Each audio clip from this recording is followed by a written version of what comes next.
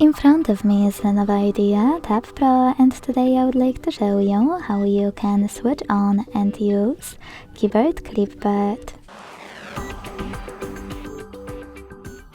Begin by launching your keyboard and clicking on Clipboard at the top of it.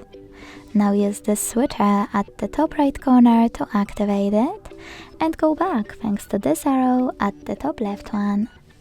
Following that, you need to copy or cut any text, and to paste it, click on it at the top of your keyboard.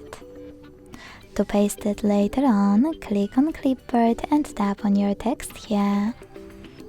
To pin it, hold it and tap on pin icon. You can unpin it the same way. To get rid of it, hold it and tap on pin icon instead. To disable your Clipboard completely, use the same switcher. Thanks so much for watching. If you enjoyed this video, leave a like, comment and subscribe. Bye!